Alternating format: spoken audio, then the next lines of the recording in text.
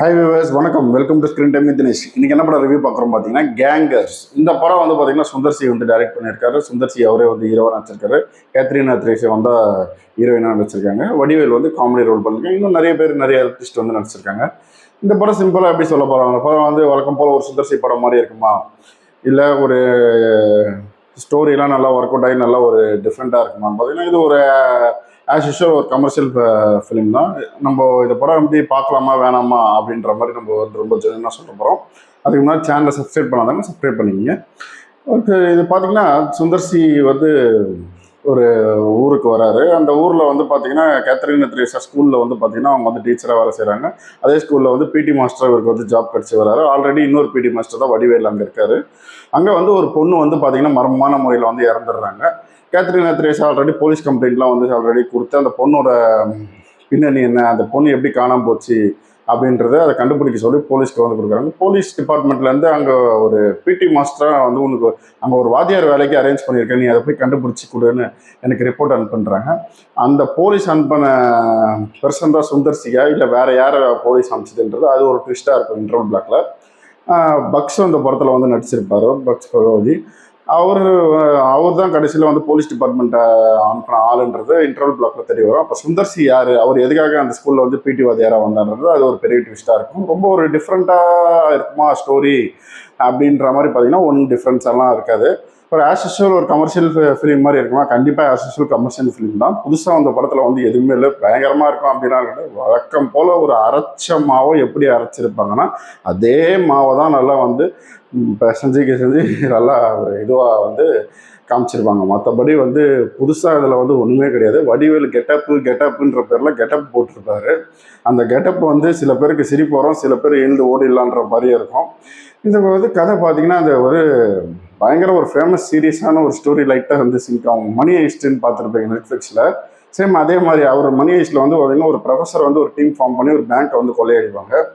இதில் வந்து பார்த்தீங்கன்னா கேங்கர்ஸ்ன்ற பேரில் சுந்தர் சி வந்து கேத்ரினா த்ரீஸா, முனிஷ்காந்த், அப்புறம் பக்ஸ், வடிவேலை வச்சு ஒரு டீம் ஃபார்ம் பண்ணி ஒரு லாக்கரில் இருக்கிற பணத்தை வந்து கொள்ளடிப்பார். கடைசியில் அது எப்படி கொள்ளடிச்சார், வில்லங்கிட்ட இருக்கிற ஒரு 100 கோடியை வந்து கொள்ளடிப்பார். எதுக்காக அந்த 100 கோடியை வந்து கொள்ளடிக்கிறாருன்றது அது ஒரு ஸ்டோரி, நீங்கள் வந்து படம் பார்த்து தெரிஞ்சுங்க.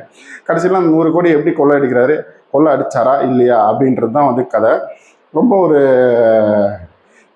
இன்ட்ரெஸ்டிங்கான ஃபைட் சீன்ஸ்லாம் பார்த்தீங்கன்னா ஒரு சுந்தர் சி திடீர்னு பார்த்தீங்கன்னா ஒரு மாறு வேஷத்தில் வருவார், திடீர்னு ஒரு இடத்துல சண்டை போடுவார், அதே இடத்துல வந்து வடிவேலும் அதே கெட்டப்பில் வருவார். இதெல்லாம் படத்தில் வந்து நீங்கள் வந்து லாஜிக்குன்ற ஒரு விஷயத்த வந்து மறந்து ஓரமாக தூக்கி வச்சுட்டு தான் போகணும். லாஜிக் இருக்குன்னு படத்தில் போனீங்கன்னா மண்டையெல்லாம் பிச்சுட்டு எழுது ஓட்டுருவீங்க. அதனால லாஜிக்கெல்லாம் மறந்துடுங்க, லாஜிக்கே இருக்காது. சும்மா ஒரு என்டர்டெயின்மெண்ட். வடிவேல் ரொம்ப நாள் கழிச்சு காமெடி ரோல் பண்ணியிருக்காரு, சிரிக்கணும் அப்படின்னு போனீங்கன்னா ஏதோ நீங்களே உங்களை சிரிக்க ட்ரை பண்ணி நீங்கள் சிரிச்சுக்கலாம். அப்படி ரொம்ப சிரிப்பு வரணும், பயங்கரமாக சிரிப்பாக இருக்கும் அப்படின்னு நினச்சி போனீங்கன்னா கண்டிப்பாக அதுக்கு வாய்ப்பு இல்லை. அந்த மாதிரிலாம் நினச்சிக்கிச்சு போயிடாதீங்க. ஓரளவு நீங்கள் வந்து ஒரு என்ஜாய் பண்ணலாம். வீக்கெண்டில் சம்மர் லீவ் விட்டாச்சு, எந்த படமும் இல்லை, சரி குட் பை டேக்லேயும் பார்த்தாச்சு இதையும் பார்த்தாச்சு அப்படின்றவர்கள் ஏசியில் போய் ஒரு 2 மணி நேரம் உட்காரலான்ற பட்சத்தில் ஏதோ போயிட்டு ஒரு டைம் பாஸ் பண்ணிக்கலாம். ரொம்ப எக்ஸ்பெக்டேஷனோன்னு போகாதீங்க.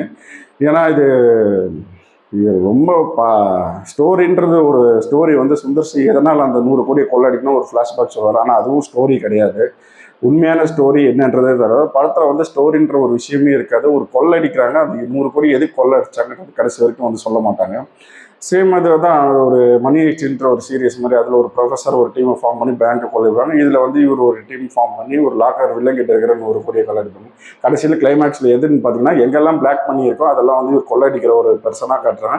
ஆனால் ஒரு சுந்தர் சி யார், எதுக்காக அந்த பணத்தெல்லாம் வந்து கொள்ளடிக்கிறாங்க அப்படின்றது அது கடைசியில் சொல்லலை. அது ஒரு ட்விஸ்டாக மர்மமான ஒரு இதுவாகவே இருக்குது. மற்றபடி ஓகே, ஃபர்ஸ்ட் ஹாஃப் செகண்ட் ஹாஃபில் பார்த்தீங்கன்னா பெருசாக நம்ம இந்த படத்தில் வந்து எதுவுமே ஸ்டோரி அந்த மாதிரிலாம் எக்ஸ்பெக்ட் பண்ணி ஏதோ ஒரு ஃபைட்டுன்ற பேரில் ஒரு ஃபைட்டு நடக்கும். இந்த ஃபைட்டை போய் நீங்கள் உட்காந்து பார்க்கணும்னு நினச்சிங்கன்னா நீங்கள் பார்த்து தான் ஆகணும், ஒன்றும் பண்ண முடியாது. காமெடின்ற பேரில் ஒரு காமெடி வரும், சிரிக்க ட்ரை பண்ணுங்கள், இல்லை இன்னும் நல்லா சிரிக்க ட்ரை பண்ணுங்கள், ஏதோ ஒரு அளவு சிரிப்பீங்க. பயங்கரமாக சிரிக்கணும்னு நினச்சி போனீங்கன்னா அது வாய்ப்பு இல்லை, ஆல்ரெடி சொல்லியாச்சு. மற்றபடி ஏதோ சம்மரில் லீவ் விட்டாச்சு ஏசியில் போய் உட்காரன்ற பட்சத்தில் ஒன் டைம் நீங்கள் பார்க்கணும்னு நினச்சா ஃபேமிலியோட பார்க்கலாம். இந்த படத்தோட ரேட்டிங் நம்ம சேனலில் என்னென்னு பார்த்தீங்கன்னா 2 out of 5. மறக்காமல் வீடியோ பிடிச்சிருந்தா லைக் பண்ணுங்கள், ஷேர் பண்ணுங்கள், சப்ஸ்கிரைப் பண்ணுங்கள். தேங்க்யூ.